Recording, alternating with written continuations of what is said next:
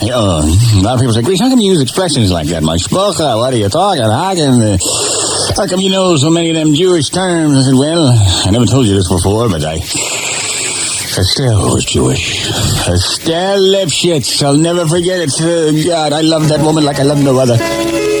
But her father had a hard time accepting me. I remember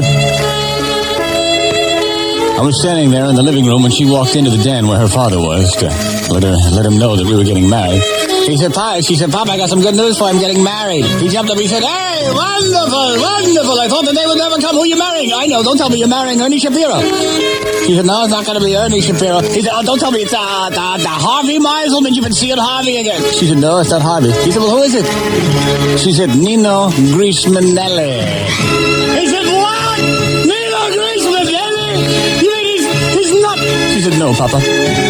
He's not one of us, but I love the man. I love him. It shouldn't matter. He said, what? It shouldn't matter. You tell him to God. When you die, you tell him it didn't matter. He said, let me meet this Nino Greaseman. She said, Greasemanelli.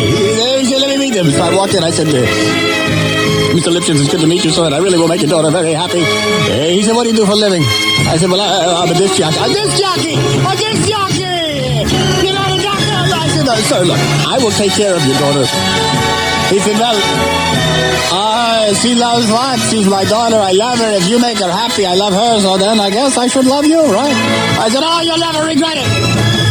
He said, you'll raise. I said, don't worry. We'll raise the children. We'll take her over to Beth Yenta just like you've been doing for years. He said, of course, you've had the operation. I said, the operation? What are you talking the operation? Oh, you mean that operation? He said, yes, of course. Yeah. I said, well, no, actually, in my family. He said, no, unclean. I said, I'll have it. Don't worry, I'll have it. So he said, well, on the second daughter, it might be good because we have and my other daughter's baby was born without eyelids. And maybe after you have the operation, we can use what we take from you to make eyelids for the baby. I said, whatever you want to do is fine. You can make a wallet for all I care. I just want to marry your daughter. He said, okay, it's done. We'll do it for you. We'll take from you. We'll give to the baby. We'll make eyelids. Everybody will live happily ever after. And so Estelle and I were wed. And the operation was performed. And the transplant was made. And the little baby received his eyelids. Years later, I went back to check on the kid, see how he was doing. Not too bad, although he kind of grew up cockeyed, you know?